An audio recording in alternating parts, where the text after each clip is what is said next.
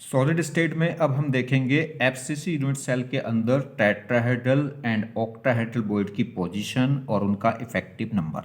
ठीक, तो देखिए अगर हम बात करें टेट्राहेड्रल बॉइड्स इन एफसीसी, तो एक एफसीसी के अंदर 8 टेट्राहेड्रल बॉइड्स होते हैं। कैसे? अगर हम बात करें बॉडी डायगोनल की, तो एक बॉडी डायगोनल पे 2 टेट्राहेड्रल बॉइड्स होंगे। देखिए जैसे ये बॉडी डायगोनल है तो इस बॉडी डायगोनल पे क्या होंगे, 2 टेट्राहेड्रल बॉइड्स होंगे। ऐसे एक ये बॉडी डायगोनल है तो इस पे भी कितने टेट्राहेड्रल बॉइड्स होंगे, 2। तो अगर हम पूरी यूनिट सेल में देखें तो कितने बॉडी डायगोनल होंगे, 4, और एक बॉडी डायगोनल पे कितने टेट्राहेड्रल बॉइड्स हैं, 2। तो टोटल टेट्राहेड्रल बॉइड्स किसमें, एफसीसी में, वो कितने हो जाएंगे, 8।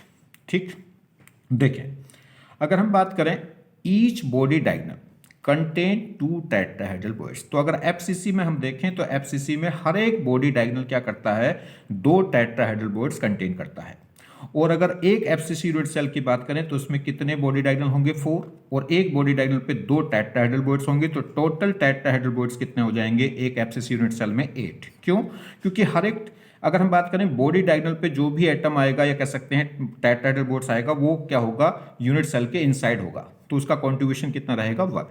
चलिए, तो क्या हो गए, 4 तो बॉडी डायगोनल हो गए और एक बॉडी डायगोनल पे 2 क्या हो गए, टेट्राहेड्रल बॉइड्स हो गए। तो टोटल टेट्राहेड्रल बॉइड्स कितने आ गए, 8। एक और बात समझिए, अगर हम एफसीसी यूनिट सेल की बात करें तो एफसीसी यूनिट सेल में अगर हम बात करें तो देखिए एफसीसी यूनिट सेल में क्या होगा, इसमें जो इफेक्टिव नंबर ऑफ एटम होते हैं वो कितने होते हैं, 4, और टेट्राहेड्रल बॉइड्स कितने आ रहे हैं, 8। तो जो टेट्राहेड्रल बॉइड्स हैं वो इफेक्टिव नंबर ऑफ एटम के जस्ट क्या आ रहे हैं, डबल आ रहे हैं।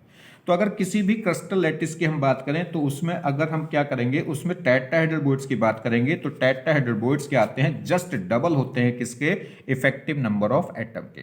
तो एफसीसी यूनिट सेल की रैंक कितनी है, इफेक्टिव नंबर ऑफ एटम कितना है, 4। तो उस केस में टेट्राहेड्रल बॉइड्स कितने हो जाएंगे, 8। ठीक, और वो 8 आ भी रहे हैं, आपने बता दिया है। चलिए अब बात करें पोजीशन की, ये पोजीशन कहां होगी, तो देखें ये जो बॉडी डायगोनल है, इस बॉडी डायगोनल का जो कॉर्नर्स एटम है, इस कॉर्नर्स बॉडी डायगोनल की जो लेंथ है, इस बॉडी डायगोनल की लेंथ का 1/4 पार्ट, 1/4 डिस्टेंस पे क्या होगा, एक टेट्राहेड्रल बॉइड्स होगा।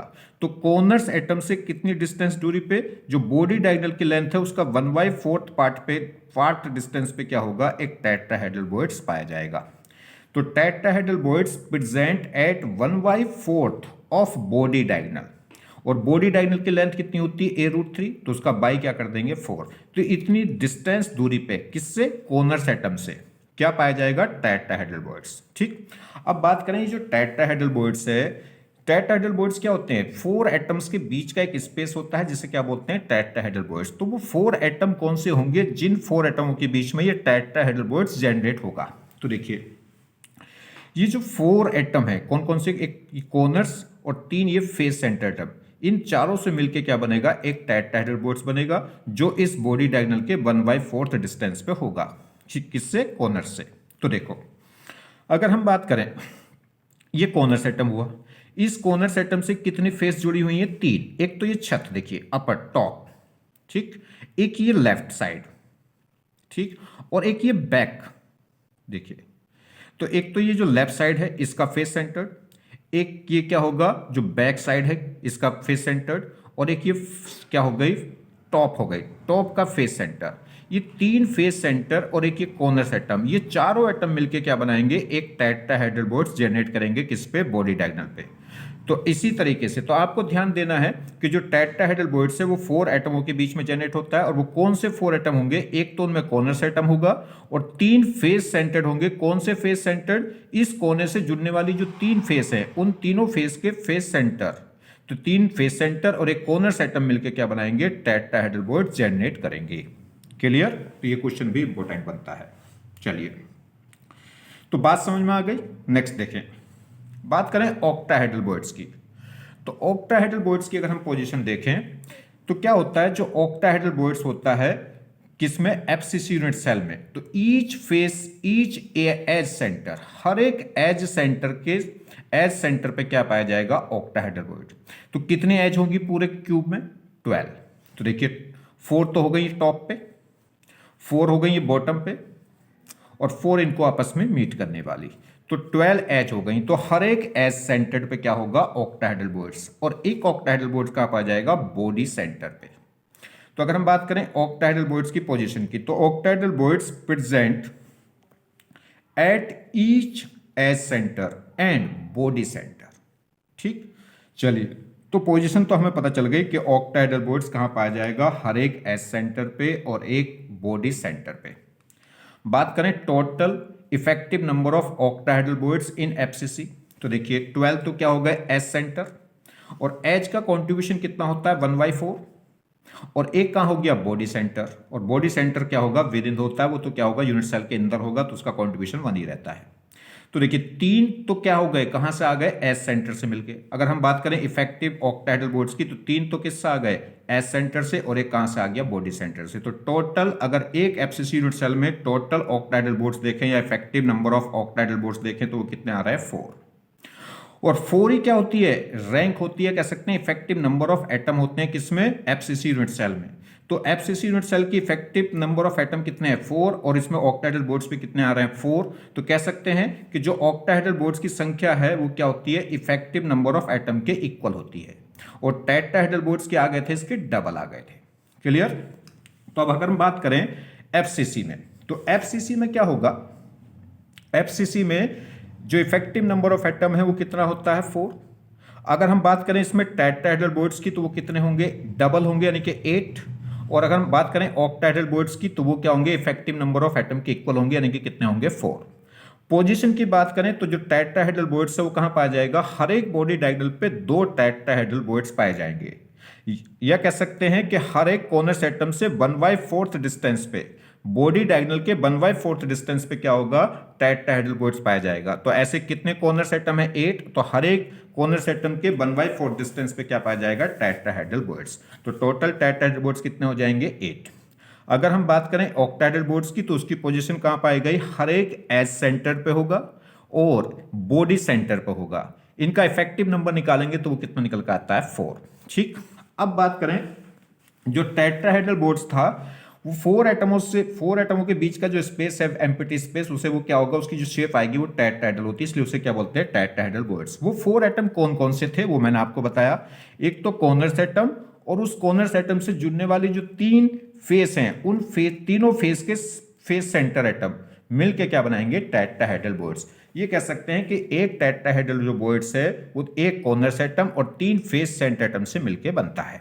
ठीक, अब बात करें ऑक्टाहेड्रल बोर्ड्स। ऑक्टाहेड्रल बोर्ड्स कितने एटमों से मिलकर बनेगा और कौन कौन से वो एटम होंगे। तो ऑक्टाहेड्रल बोर्ड्स हमें पता है 6 एटमों से मिलकर बनता है। ठीक, वो 6 एटम कौन से होंगे, तो ध्यान दीजिए जो ऑक्टाहेड्रल बोर्ड्स है वो 2 टाइप के हैं। एक तो वो है जो एस सेंटर पे पाया जा रहा है, और एक वो है जो बॉडी सेंटर पे पाया जा रहा है। ठीक, चलो पहले कर लेते हैं बात बॉडी सेंटर की। जो ऑक्टाहेड्रल बोर्ड्स है जो बॉडी सेंटर पे पाया जाएगा, वो क्या होगा, वो कौन से 6 एटम होंगे जो इसको क्या करेंगे, जनरेट करेंगे। तो इस क्यूब में अगर हम बात करें एफसीसी में 6 क्या होंगे, फेस सेंटर एटम होंगे। 6 फेस होंगी और 6 क्या होंगे, फेस सेंटर एटम होंगे। ये 6 के 6 फेस सेंटर एटम मिलके क्या करेंगे, इस बॉडी सेंटर पे एक ऑक्टाहेड्रल बोर्ड जनरेट करेंगे। तो यानी कि जो बॉडी सेंटर पे जो ऑक्टाहेड्रल बोर्ड्स बनता है वो क्या होता है, 6 फेस सेंटर एटम से मिलके बना होता है। यानी कि इसमें जो 6 एटम है जो ऑक्टाहेड्रल बोर्ड्स बनाएंगे किस पे, बॉडी सेंटर पे, वो क्या होंगे, 6 के 6 क्या होंगे, फेस सेंटर एटम होंगे। क्लियर। चलिए अब बात करें उस ऑक्टाहेड्रल बोर्ड्स की जो एज पे बनता है। जैसे इस एज की बात कर लें, इस एज के सेंटर पे एक ऑक्टाहेड्रल बोर्ड्स है।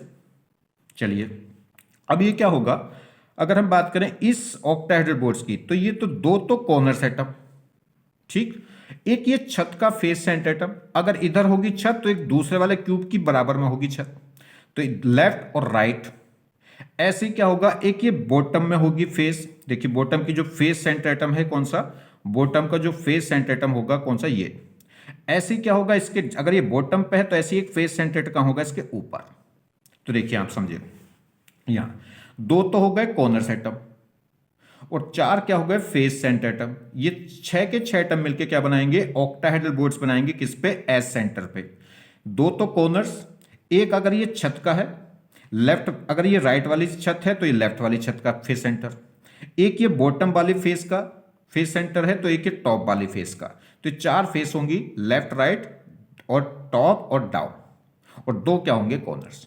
तो बस आप ध्यान रखेंगे कि जो ऑक्टाहेड्रल बोर्ड्स है वो 6 एटमों के बीच का जो वैकेंट स्पेस होता है उसे क्या बोलते हैं, ऑक्टाहेड्रल बोर्ड्स। और वो क्या होगा, कौन से 6 एटम यूज होंगे, तो ऐसा ऑक्टाहेड्रल बोर्ड्स जो क्या होगा एस सेंटर पे बनेगा, उसमें जो 6 एटम यूज होंगे वो कौन कौन से होंगे, 2 तो कॉर्नर्स और 4 क्या होंगे, फेस सेंटर्ड एटम।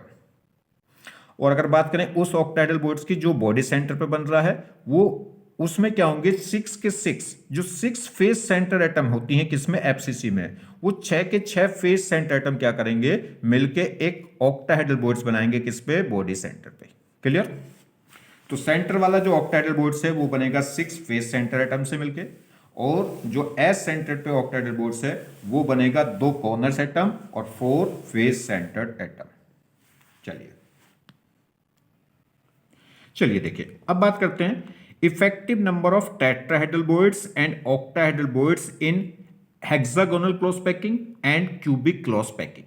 ठीक, चलिए अगर हम बात करें हेक्सागोनल क्लोज पैकिंग यानी कि एससीपी, तो एससीपी में क्या होता है, जो इफेक्टिव नंबर ऑफ एटम है वो कितने होते हैं, 6, और सीसीपी मतलब एफसीसी, इसमें इफेक्टिव नंबर ऑफ एटम कितने होते हैं, 4। चलिए अब मैंने आपको बताया कि number of octahedral voids, octahedral जो बोर्ड्स होते हैं वो इक्वल होते हैं किसके, effective number of atom in unit cell.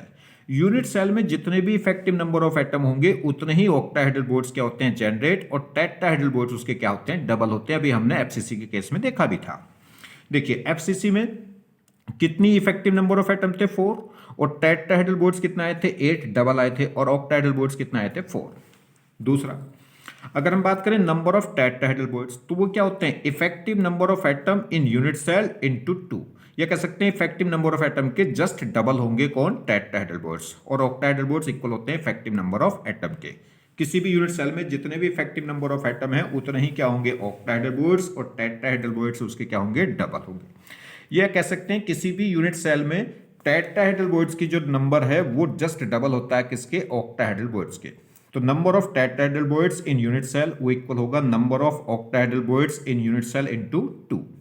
चलिए अगर हम बात करें number of octahedral voids in FCC unit cell, तो एफसीसी यूनिट सेल में जो इफेक्टिव नंबर है जेड वो कितना होता है, 4, और जो जेड है इफेक्टिव नंबर ऑफ एटम है उतने ही क्या होंगे, ऑक्टाहेड्रल बोर्ड्स। तो एफसीसी में ऑक्टाहेड्रल बोर्ड्स कितने हो जाएंगे, 4।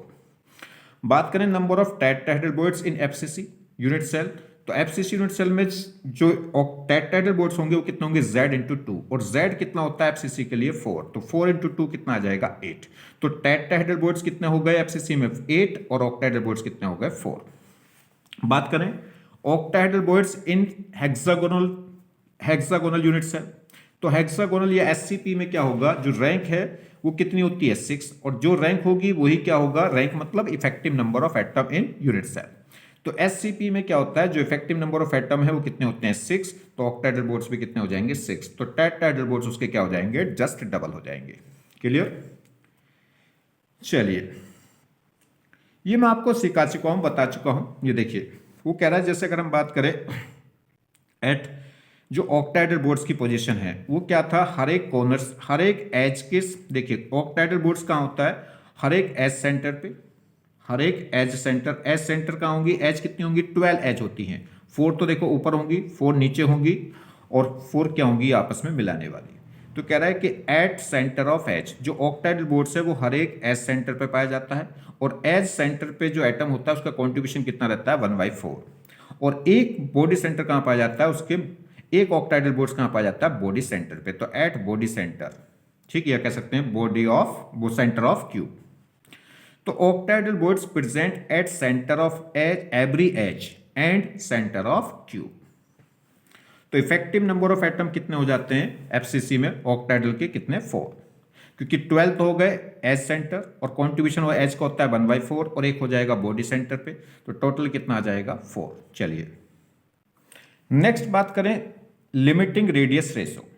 लिमिटिंग रेडियस रेशो क्या होता है, हम एक एक्स नंबर निकालेंगे जो एक रेशो होता है किसका, radius of cation upon radius of anion. तो रेडियस ऑफ कैटायन और रेडियस ऑफ एनायन का रेशो क्या कहलाता है, लिमिटिंग रेडियस रेशो। तो radius of cation upon radius of anion, ये ऐसे लिख सकते हैं, radius of cation upon radius of anion. तो देखिए इसमें कुछ एजम्पशन हम लेके चलेंगे।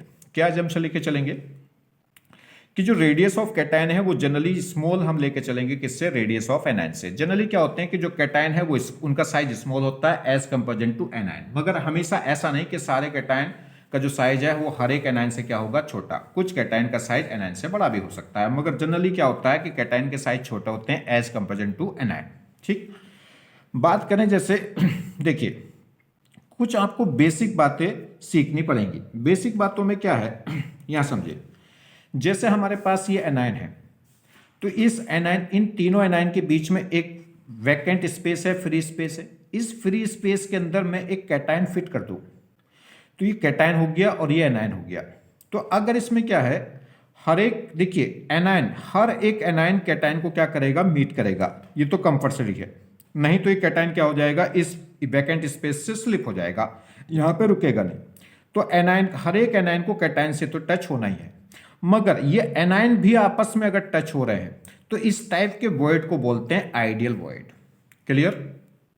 दूसरा, अब फिलहाल अगर हम बात करें तो क्या होगा, ये कितने एटम हैं? 3 एनायन है। इन 3 एनायन के बीच में जो फ्री स्पेस बचेगा वो कैसे शेप का होगा? ट्रायंगुलर शेप का। तो ये क्या होगा? ट्रायंगुलर वॉइड बनेगा। तो यहां पे अगर हम बात करें, जो कैटायन है, cation present in triangular void, तो जो कैटायन है वो ट्रायंगुलर वॉइड में प्रेजेंट है, और इस समय इस कैटायन की जो रेडियस है, ये कह सकते हैं ये जो वॉइड है ये क्या कहलाएगा? आइडियल वॉइड कहलाएगा। क्यों? क्योंकि तीनों एनायन आपस में भी क्या कर रहे हैं? मीट कर रहे हैं। तो इस टाइप का अगर हम रेशो निकालेंगे तो इसमें एनायन और कैटायन का, या कैटायन और एनायन का जो रेशो निकालेंगे वो कितना आता है? 0.155। मगर किस सिचुएशन के लिए? इस आइडियल सिचुएशन के लिए। ठीक, अगर हम बात करें इस टाइप की सिचुएशन हो जाए, कैटायन का साइज थोड़ा सा और बड़ा हो जाए, तो कैटायन तो एनायन को टच करेगा, मगर एनायन आपस में टच नहीं कर रहे। तो ये पोजीशन भी, ये सिचुएशन भी एग्जिस्ट करती है, ये सिचुएशन भी एग्जिस्ट करती है, मगर ये सिचुएशन कहलाती है आइडियल और ये कहलाती है नॉन आइडियल। एक और सिचुएशन देखिए, ये 3 एनायन है, इन एनायन के बीच में एक कैटायन है। ये कैटायन इन 2 एनायन से तो टच कर रहा, मगर थर्ड वाले एनायन से टच नहीं कर रहा। अगर जो कैटायन है वो ऑल एनायन से टच नहीं कर रहा तो फिर ये सिचुएशन एग्जिस्ट नहीं करेगी, ये कैटायन इसमें से स्लिप होकर नीचे गिर जाएगा। ठीक, तो आप समझिए दोनों सिचुएशन हो सकती हैं। अगर कैटायन एनायन को तो मीट करेगा, और आपस में एनायन भी अगर मीट कर रहे हैं तो आइडियल कंडीशन है, और एनायन आपस में मीट नहीं कर रहे तो वो नॉन आइडियल कंडीशन है। और इस टाइप की कंडीशन नहीं हो सकती अगर कैटायन ऑल एनायन से मीट नहीं कर रहा तो।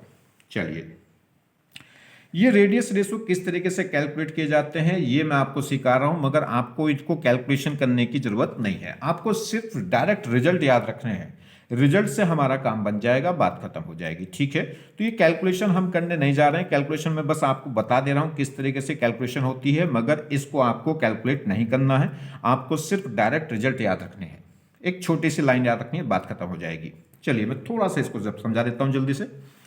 ये कह रहा है कैलकुलेशन ऑफ लिमिटिंग रेडियस। जो लिमिटिंग रेडियस है उसकी कैलकुलेशन कैसे हम करते हैं, या लिमिटिंग रेडियस रेशो जो है उसकी कैलकुलेशन हम कैसे करते हैं। पहला एग्जांपल देख लें ट्रायंगुलर वॉइड के लिए।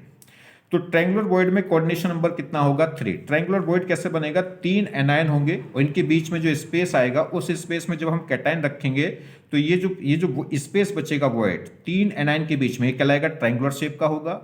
और इसके अंदर एक कैटायन रख दें तो उस कैटायन की कोऑर्डिनेशन नंबर कितनी होगी? 3, क्योंकि ये कैटायन इन तीनों एनायन को क्या करेगा? टच करेगा, तो इसकी कोऑर्डिनेशन नंबर कितनी हो जाएगी? 3। तो जो ट्रायंगुलर वॉइड है, इस ट्रायंगुलर वॉइड के अंदर जो कैटायन रखा जाता है उसकी कोऑर्डिनेशन नंबर कितनी आएगी? 3, क्योंकि वो तीनों एनायन को क्या करेगा? टच।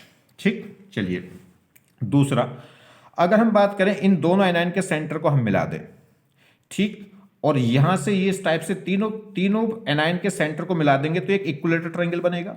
तो ये एंगल कितना होगा? 60।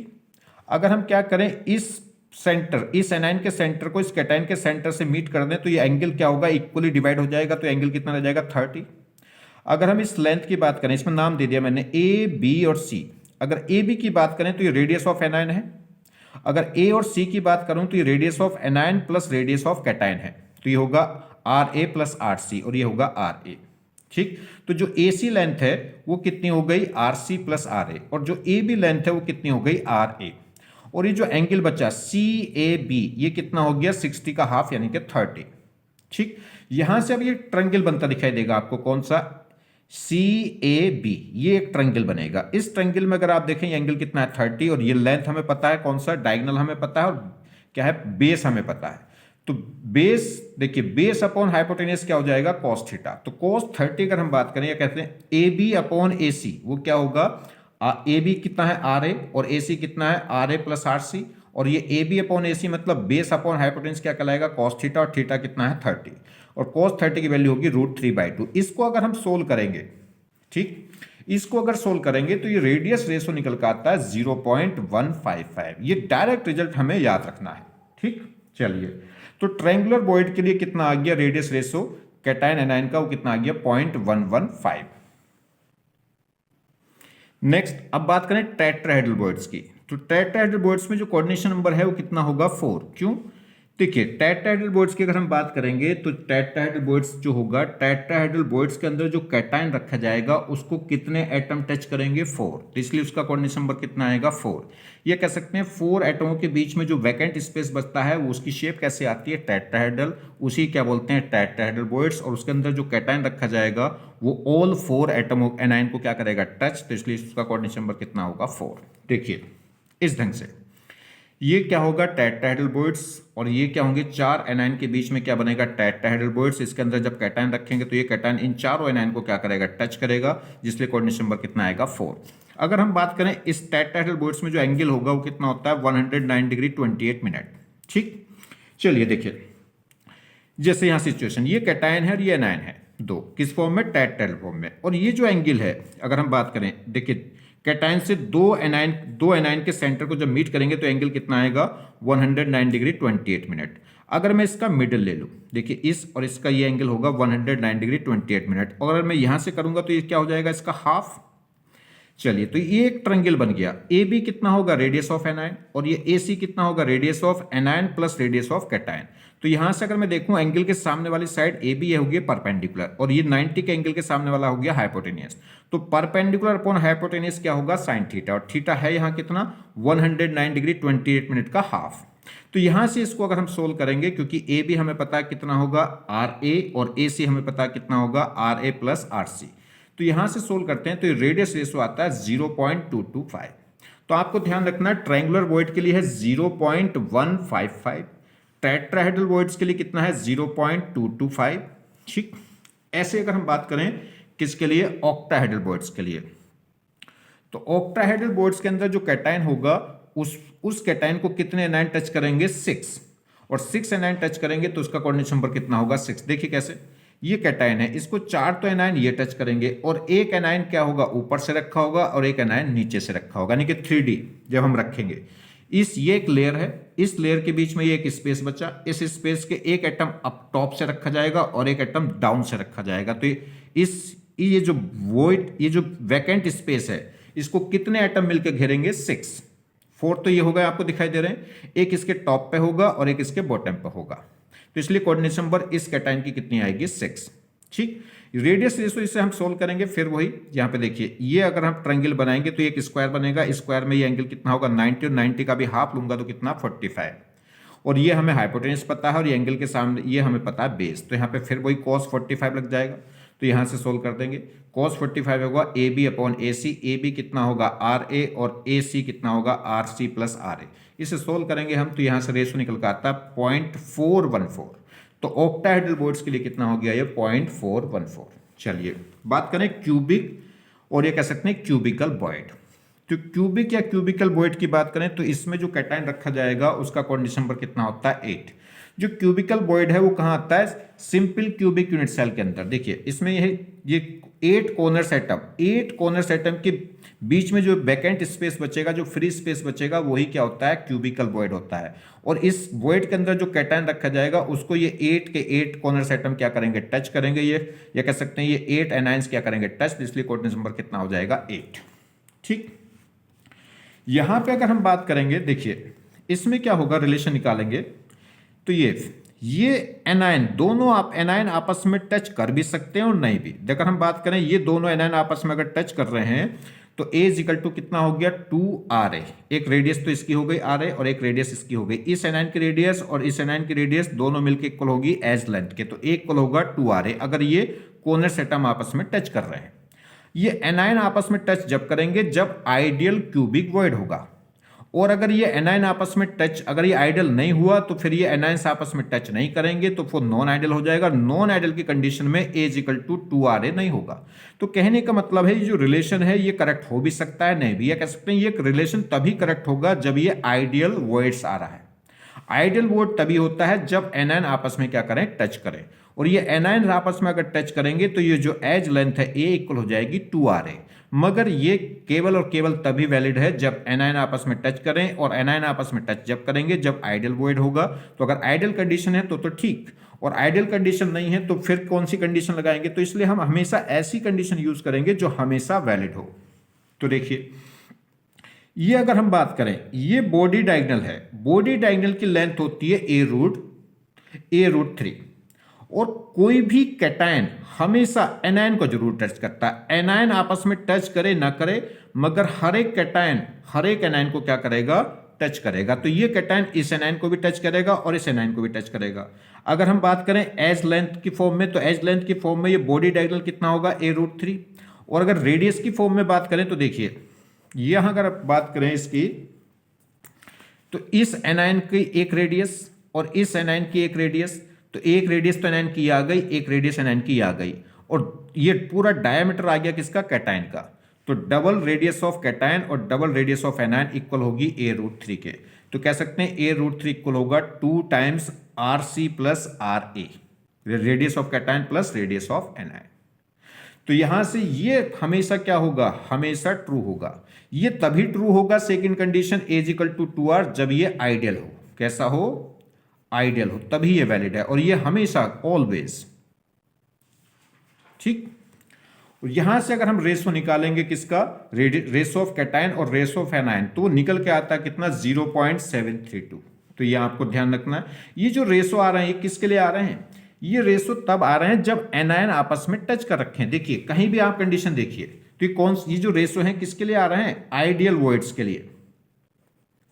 देखो कहीं भी देख लीजिए आप, ये एनायन आपस में टच कर रहे हैं, तो इसका मतलब कौन सी सिचुएशन में कैलकुलेट किया, ये आइडियल के लिए। अगर आप यहां देख लें, ये एनायन आपस में टच कर रहे हैं, तो ये भी किसके लिए कैलकुलेशन है, आइडियल सिचुएशन के लिए। सेम कहानी अगर हमने बात करी थी, देखो किसकी, ये हमने क्या लिया था यहाँ, ट्रायंगुलर वॉइड, तो इसमें भी एनायन आपस में टच कर रहे हैं। तो ये जो कैलकुलेशन हमने की है ये सब आइडियल सिचुएशन के लिए की है। क्लियर, देखें चलिए।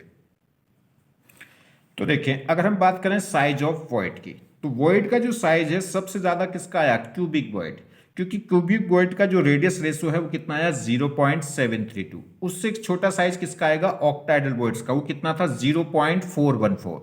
उससे भी छोटा साइज किसका आया था, टेट्राहेड्रल वॉइड्स का, कितना, 0.225। और उससे भी कम किसका आएगा, ट्रायंगुलर वॉइड का, इसका रेशो था 0.155। तो साइज वाइज अगर हम ऑर्डर देखें वॉइड्स का, तो सबसे ट्रायंगुलर वॉइड से बड़ा होगा टेट्राहेड्रल वॉइड्स, टेट्राहेड्रल वॉइड से बड़ा होगा ऑक्टाहेड्रल वॉइड्स, और ऑक्टाहेड्रल वॉइड से बड़ा होगा क्यूबिक वॉइड। अगर कोऑर्डिनेशन नंबर की बात करें कि इन वॉइड्स के अंदर जो कैटायन रखे जाएंगे उनका कोऑर्डिनेशन नंबर, तो ट्रायंगुलर में कितना होगा, 3, टेट्राहेड्रल में 4, ऑक्टाहेड्रल का 6, और क्यूबिक का कितना होगा, 8। बात करें कितने एटमों से जो स्पेस, कितने एटमों से ट्रायंगुलर वॉइड बनता है, 3 से, टेट्राहेड्रल 4 से, ऑक्टाहेड्रल 6 से, और क्यूबिक 8 और 9 से। चलिए अगर हम बात करें तो बस यही आपको रिजल्ट याद रखना है, कौन सा, ये जो अब आपको बता रहे हैं, सिर्फ डायरेक्ट ये रिजल्ट याद रखिए, बात खत्म, ठीक। तो देखिए जो रेडियस रेशो है, ratio of cation upon ratio of anion, ये अगर 0 से 0.15 के बीच में है तो कैसा वॉइड होगा, लीनियर शेप आएगी। जो वॉइड होगा वो कैसा होगा, लीनियर शेप, और कोऑर्डिनेशन नंबर कितना होगा, 2। यहां समझो अगर रेडियस रेशो एग्जैक्ट किसके इक्वल आया, 0.155 के, तो वो आइडियल ट्रायंगुलर वॉइड होगा। अगर रेडियस रेशो एग्जैक्ट आया 0.225 के, तो वो आइडियल टेट्राहेड्रल वॉइड्स होगा। और अगर रेडियस रेशो किसका, कैटायन एनायन का, कितना आया, 0.414, तो वो आइडियल ऑक्टाहेड्रल वॉइड्स होगा। और अगर रेडियस रेशो एग्जैक्ट आया 0.732, तो वो आइडियल क्यूबिक वॉइड होगा। अब बात समझो, 0.155 पे तो है आइडियल ट्रायंगुलर, और 0.225 पे कौन है, आइडियल टेट्राहेड्रल। तो ये बीच का जो स्पेस बचेगा उस रेशो पे, अगर इन दोनों के बीच का कहीं रेशो आया तो फिर वो वॉइड कैसा होगा, तो ध्यान दीजिए। टेट्राहेड्रल बॉइड्स तभी बनेगा जब एग्जैक्ट रेशो क्या हो जाए 0.225 हो जाए, और अगर इससे जरा सा भी छोटा रेशो हुआ, मान लीजिए 0.224 भी हुआ, तो फिर वो ट्रायंगुलर बॉइड होगा। तो फिर इसका क्या है, तो ये भी ट्रायंगुलर बॉइड होगा और यहां भी ट्रायंगुलर बॉइड होगा, मगर ये ट्रायंगुलर बॉइड कैसा होगा, आइडियल, और यहां पे जो ट्रायंगुलर बॉइड होगा वो अब आइडियल नहीं होगा। क्लियर? तो समझिए, अगर रेडियस रेशो 0 से लेके 1.55 से छोटा रहा तो क्या रहेगा, लीनियर, और अगर 0.155 के इक्वल हो गया तो ट्रायंगुलर, और कैसा, आइडियल ट्रायंगुलर होगा, और अगर 0.225 हुआ तो क्या होगा, आइडियल टेट्राहेड्रल। मगर इससे छोटा अगर आया, मतलब 0.155 से बड़ा और 0.224 से छोटा, तब भी ट्रायंगुलर बॉइड होगा, मगर अब ये आइडियल नहीं होगा। तो इन दोनों के बीच में अगर कहीं आया तो ट्रायंगुलर बॉइड, इन दोनों के बीच में आया तो टेट्राहेड्रल बॉइड्स, इन दोनों के बीच में आया तो ऑक्टाहेड्रल बॉइड्स, और 0.732 और 1 के बीच में रेशो आ रहा है तो क्यूबिक बॉइड। मगर आइडियल क्यूबिक तब होगा जब एग्जैक्ट वैल्यू कितनी आए, 0.732। यहां से यहां तक ऑक्टाहेड्रल बॉइड्स होगा, मगर एग्जैक्ट तब होगा जब 0.414 हो। इन दोनों रेशो के बीच में आएगा तो ट्रायंगुलर बॉइड है, मगर एग्जैक्ट आइडियल क्या कह सकते हैं, आइडियल ट्रायंगुलर बॉइड तब होगा जब एग्जैक्ट रेशो कितना हो, 0.225। बस इस तरीके से आपको ध्यान रखना है। ठीक, कोऑर्डिनेट नंबर आपको पता ही है, अगर लीनियर होगा तो कोऑर्डिनेट नंबर 2 है, ट्रायंगुलर होगा तो कोऑर्डिनेट नंबर 3 है, और टेट्राहेड्रल होगा तो कोऑर्डिनेट नंबर 4 है, ऑक्टाहेड्रल होगा तो कोऑर्डिनेट नंबर 6 है, और क्यूबिक है तो कोऑर्डिनेट नंबर कितना होगा, 8, चाहे आइडियल हो और चाहे नॉन आइडियल हो। क्लियर? तो देखिए, तो बस ये रिजल्ट आपको डायरेक्ट ध्यान रख लेना है। तो अगर रेडियस रेशो x, मतलब radius of cation upon radius of anion x, अगर 0.155 से छोटा है तो जो कोऑर्डिनेशन नंबर है वो कितना होगा, 2, और शेप कैसी आएगी, लीनियर। जैसा एग्जांपल हो गया BeCl2।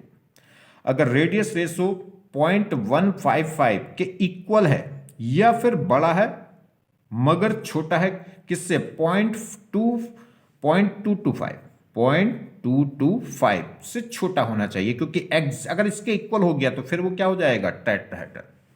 तो अगर 0.155 के इक्वल या बड़ा है मगर छोटा है किससे, 0.225, तो क्या कहलाएगा, ट्रायंगुलर बॉइड या ट्रायंगुलर प्लेनर, और कोऑर्डिनेट नंबर होगा 3, जैसा एग्जांपल है BeCl2। अगर रेडियस रेशो 0.225 के इक्वल है या बड़ा है मगर छोटा है किससे, 0.414 से, इसके इक्वल नहीं, इक्वल पे तो क्या हो जाएगा, ये ऑक्टाहेड्रल। तो उस केस में क्या होगा, टेट्राहेड्रल बॉइड्स, और कोऑर्डिनेट नंबर होगा 4, और एग्जांपल हो गया जैसे Zn S।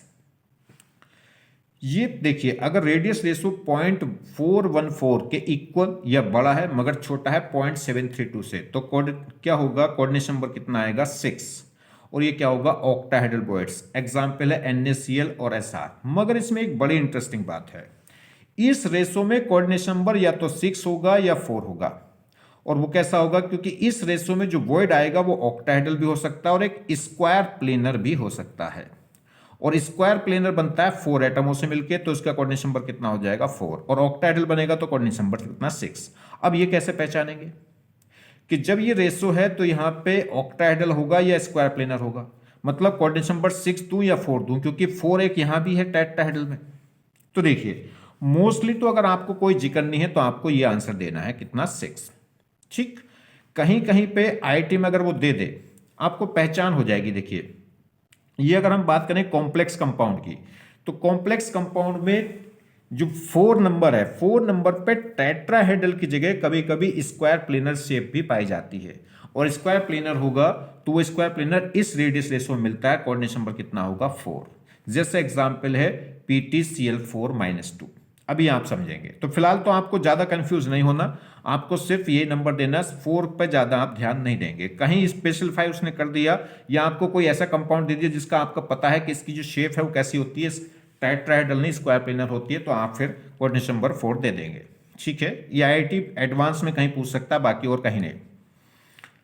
नेक्स्ट, अगर रेडियस रेशो क्या है, 0.732 के इक्वल या उससे बड़ा है मगर छोटा है 1 से, तो कोऑर्डिनेट नंबर कितना होगा, 8, और कैसा होगा, शेप कैसी होगी, क्यूबिक, और ये कैसे कह सकते हैं, लाइक ए BCC। ठीक, चलिए, ये कह सकते हैं किस टाइप क्यूबिक जो वॉइड है वो कहां पाया जाता है, SCC में, SCC होगा ये, SCC या PC। चलिए, ठीक है, BCC नहीं। चलिए अगर हम बात करें तो जो एग्जाम्पल है जैसे CHCl या कह सकते हैं BCC क्यों कह रहा है वो अभी समझाऊंगा मैं, ये स्ट्रक्चर जब CHCl की बताऊंगा तब, ठीक है। फिलहाल आप ऐसे लिख रहे हैं दो। देखिए जैसे मैं आपको बताऊं, टेट्राहेड्रल आप जानते हैं, ट्रायंगुलर आप जानते हैं, ऑक्टाहेड्रल की बात कर रहे हैं थोड़ी सी, तो 6 एटम 1 2 3 4, इस स्पेस को 4 एटम तो ये घेर रहे हैं और एक एटम ऊपर से होगा और एक एटम बॉटम से होगा, एक टॉप पे और एक बॉटम पे। इन 6 एटमों के बीच में जो फ्री स्पेस होगा उसे क्या बोलेंगे, ऑक्टाहेड्रल बॉन्ड्स। इसलिए इस बॉन्ड्स के अंदर जो कैटायन रखा जाएगा उसका कोऑर्डिनेशन नंबर कितना आता है, 6। ये कब है, जब ऑक्टाहेड्रल है। अब ये बात करते हैं स्क्वायर प्लेनर की, क्योंकि इसमें भी क्या होता है, ये रेडियस रेशो दोनों का बराबर होता है, मगर इसमें कोऑर्डिनेशन नंबर कितना होता है, 6, और इसमें कितना होता है, 4। ये ऑक्टाहेड्रल है, वो स्क्वायर प्लेनर। स्क्वायर प्लेनर देखो स्ट्रक्चर ये, इस पे क्या होगा, 4 एटम इस तरीके से जुड़ते हैं कि एक स्क्वायर बनाते हैं प्लेन में, एक ही प्लेन में स्क्वायर। तो यहाँ कोऑर्डिनेशन नंबर कितना हो जाएगा, 4, यानी कि 4 एनायन के बीच में एक स्पेस आएगा और जो इस स्पेस को क्या बोलेंगे, स्क्वायर प्लेनर। ठीक, अब इसके अंदर इस स्पेस में जो कैटायन रखा जाएगा उसकी कोऑर्डिनेशन नंबर कितनी होगी, 4, यानी कि इस Pt+2 की कोऑर्डिनेशन नंबर कितनी है, इसमें 4 है, क्योंकि 4 एनायन इसको आप क्या करेंगे, टच। लीनियर तो आपको मालूम ही होगा, देखिए ये 2 एनायन हो गए, उनके बीच में एक कैटायन हो गया, तो कैसी शेप है ये, लीनियर। कोऑर्डिनेशन नंबर कितना होगा, 2। क्लियर। तो देखिए आज हमने क्या पढ़ा है, एक तो हमने पढ़ा है position of tetrahedral and octahedral bonds in FCC। अगर हम बात करें टेट्राहेड्रल बॉन्ड्स की, तो एक FCC में जो टेट्राहेड्रल बॉन्ड्स है, एक बॉडी डायगोनल पे 2 टेट्राहेड्रल बॉन्ड्स होते हैं, तो इसलिए टोटल कितने टेट्राहेड्रल बॉन्ड्स हो जाएंगे FCC में, 8। और जो पोजीशन है वो एक्चुअल में है कहाँ, कॉर्नर एटम से 1/4 डिस्टेंस पे। 1/4 डिस्टेंस किसकी, बॉडी डायगोनल की लेंथ के। ठीक, जो टेट्राहेड्रल बॉन्ड्स है FCC में, उसको कौन से एटम, 4 एटम है जो टच करेंगे, या कह सकते हैं कौन से 4 एटम है जिनसे मिलकर टेट्राहेड्रल बॉन्ड्स जनरेट होगा, तो एक कॉर्नर एटम और 3 फेस सेंटर्ड एटम। ठीक, तो जो टेट्राहेड्रल बॉन्ड्स है किसी भी यूनिट सेल में, वो जस्ट डबल होते हैं किसके, इफेक्टिव नंबर ऑफ एटम के। बात करें ऑक्टाहेड्रल बॉन्ड्स FCC में, तो वो कहां पाया गया था, each edge centred and body centred, और इसकी जो effective number of octahedral bonds हैं वो कितने आए थे, 4, और जो किसके इक्वल थे, effective number of atom in unit cell. तो FCC में यूनिट सेल थी 4 और 4 ही क्या आ गए थे, ऑक्टाहेड्रल बॉन्ड्स। जो ऑक्टाहेड्रल बॉन्ड्स है, अगर हम बात करें एज सेंटर्ड पे जो ऑक्टाहेड्रल बॉन्ड्स है वो कौन से 6 एटमों से मिलकर बनेगा, तो उसमें 2 तो कॉर्नर्स होते हैं और 4 क्या होते हैं, face centred atom.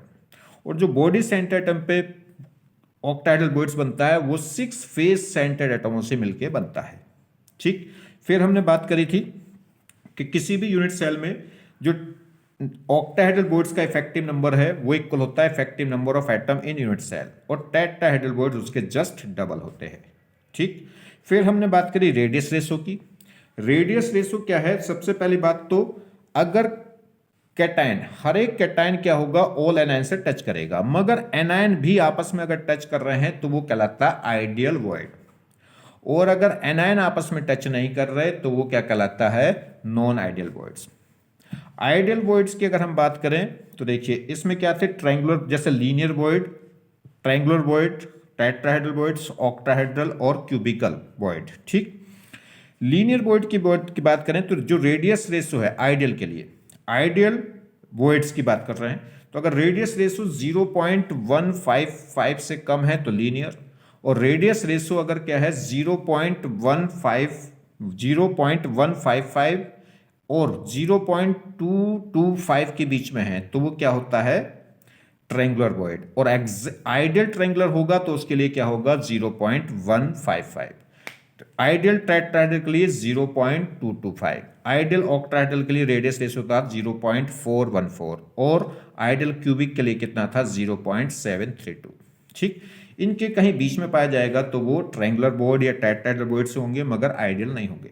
Coordination number आपको पता है, ट्रायंगुलर लीनियर के लिए 2, ट्रायंगुलर के लिए 3, टेट्राहेड्रल के लिए 4, ऑक्टाहेड्रल के लिए कितना, 6, और क्यूबिकल के लिए कितना, 8। एक बात आई थी कि जो रेडियस रेशो है 0.414 और 0.372, इसके बीच में अगर हम बात करें तो दो केस बन रहे थे, ऑक्टाहेड्रल और स्क्वायर प्लेनर। अगर ऑक्टाहेड्रल है तो कोऑर्डिनेशन नंबर 6 है, और स्क्वायर प्लेनर है तो कोऑर्डिनेशन नंबर कितना है, 4 है। वो आपको पहचान होनी चाहिए कि किस कंपाउंड की स्ट्रक्चर स्क्वायर प्लेनर आती है। अदरवाइज आप क्या है, मोस्टली आप किसको प्रेफरेंस रखेंगे, ऑक्टाहेड्रल को, और कोऑर्डिनेशन नंबर कितना देंगे, 6। ठीक है, ये बातें मैंने आपको बताई हैं, बस इनको आपको पॉइंट याद रखने। रिजल्ट, डायरेक्ट रिजल्ट आप याद रखिए, डायरेक्ट आप एग्जाम में से यूज करेंगे। ठीक है, थैंक यू। तो नेक्स्ट लेक्चर में हम पढ़ने वाले हैं स्ट्रक्चर ऑफ आयनिक कंपाउंड, और जो नेक्स्ट लेक्चर है वो बहुत इंपॉर्टेंट, बहुत मस्त, बहुत गजब का लेक्चर होने वाला है। ठीक है, तो उस लेक्चर का आप जल्दी से इंतजार करिए, फटाफट वो भी आने वाला है आपके पास।